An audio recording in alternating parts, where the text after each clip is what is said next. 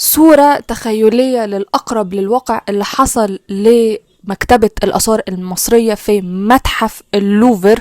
فتعالوا نشوف ايه اللي حصل والكارثة اللي أدت إلى فقدان 400 قطعة أثرية جوه المتحف بتاريخ غير معروف. ربما في أواخر نوفمبر، ربما في أول ديسمبر، اللي احنا لسه ما نعرفش ايه اللي حصل. ولكن اللي حصل ان المكتبة الآثار المصرية الموجودة في متحف اللوفر اللي متخزن فيها آثار ووثائق وكتب مهمة مصرية للأسف غرقت في مية الصرف الصحي.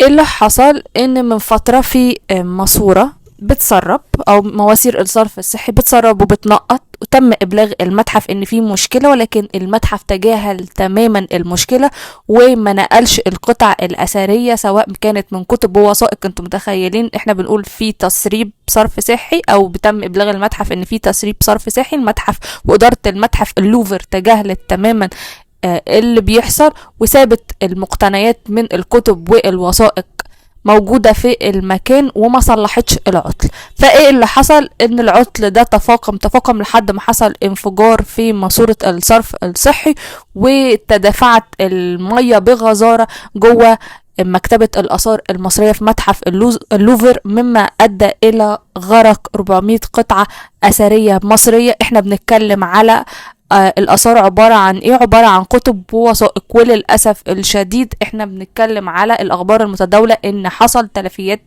في الكتب وتلفيات في الوثائق ومش هينفع انها تتصلح مرة تانية. فبالتالي مصر بتفقد جزء من تاريخها لما ما تدعيه أوروبا من إنها بتحافظ على الآثار وبتحافظ على المقتنيات، وإن وجود الآثار دي والمقتنيات دي في أوروبا هي الأأمن والأحسن والأنظف وما إلى ذلك. ولكن تتوالى الأحداث في متحف اللوفر فتكشف لنا إن الآثار المصرية بره مهددة بالغرق في مياه الصرف الصحي أو بالسرقة أو بالتلف أو غيرها من الأمور.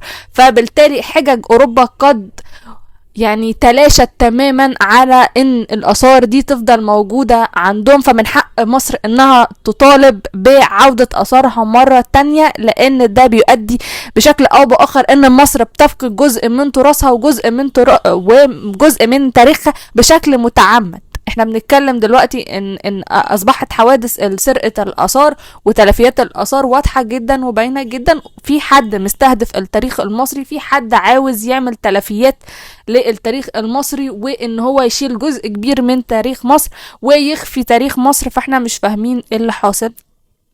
فنرجو إعادة أثارنا المسروقة برا، وتحديدا في متحف اللوفر وغيرها من المتاحف الموجودة برا، لأن انتوا غير أمينين على الآثار وانتوا مش بتحافظوا على الآثار، وقد تلاشت حجتكم تماما. ومن حقنا ان احنا نرجع آثارنا، لأن الآثار هي جزء مهم من كتابة التاريخ المصري، وده أمن قومي مصري. مش من حقكم ان انتوا تحافظوا عليها لأن انتوا مش محافظين عليها.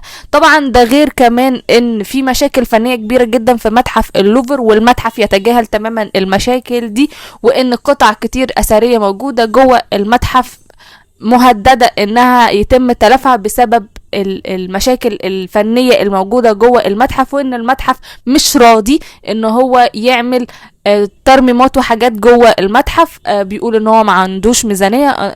مش فاهمة، اللوفر ما عندوش ميزانية، امال مين اللي عنده ميزانية؟ فنرجو اعادة القطع المسروقة مرة تانية. اعتقد دي فرصة كويسة برضو لان مصر تطالب بشكل رسمي بعودة القطع مرة تانية، نتمنى ده.